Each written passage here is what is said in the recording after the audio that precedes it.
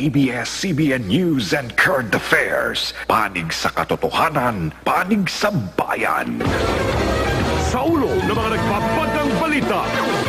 Pagpuslik sa 5,000 makina na harang sa signal cellphone, ikinabahala ng COMELEC. Alamin kung paano pwedeng maapektuhan ng signal jammers ang automation ng halalan. Pag-iimprenta ng 50 milyong balota na gagamitin sa halalan, na-delay na naman. Gasto sa imprenta, posibleng lumobo dahil sa pag-aantala. Bilang ng mga pumasa sa nursing licensure exam, pinakamababa sa kasaysayan ng pagsusulit. Exclusive, 2 minor de edad na biktima ng pambubugaw ni Rescue. Resulta ng pinakabagong survey sa mga tumatakbong Pangulo, inilabas na sino ang nanguna. Abangan! May rollback sa presyo ng LPG at petrolyo. Ang matatapyas sa binabayaran nyo, sasabihin kung magkano.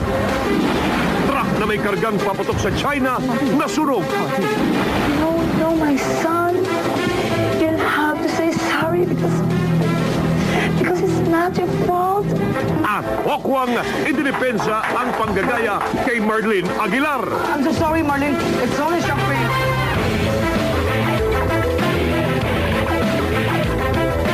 Live mula sa ABS-CBN News Center, Manila. Ito ang TV Patrol World.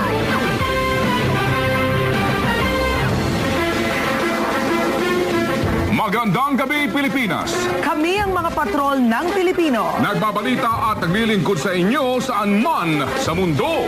Ayon po kay Profesor Pablo Manalastas ng Center for People Empowerment and Governance, may signal jammer man o wala, talagang magkakaroon ng failure of transmission sa araw ng halalan.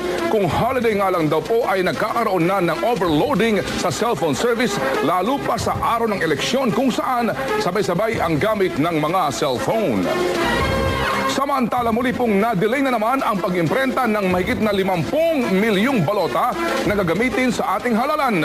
Ito na ang ikalawang beses na naantala ang printing. Nagpapatrol, Ina Reformina.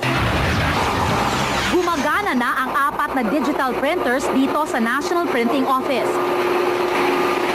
Handa na rin ang mga papel. Ang mga training ballots iniimprenta na.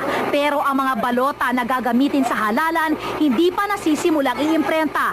Dapat January 25 pa ito inumpisahan. Ngayon, naurong na ito sa February 7. Dahil marami pang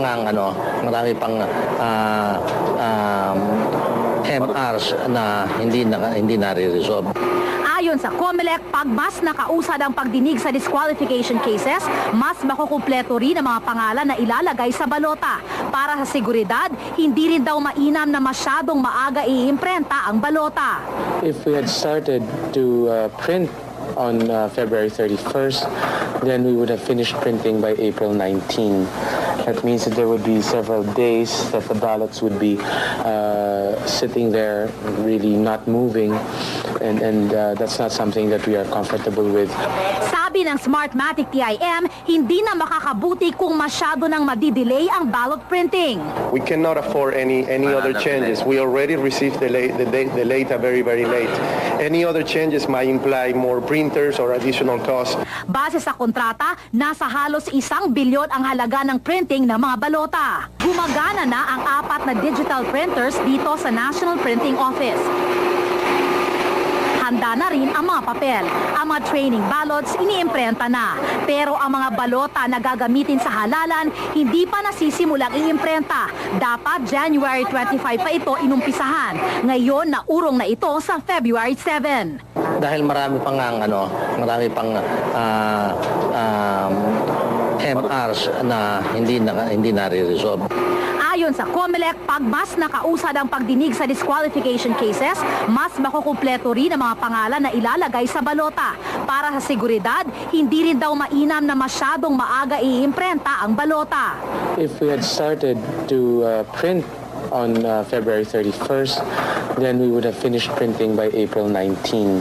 That means that there would be several days that the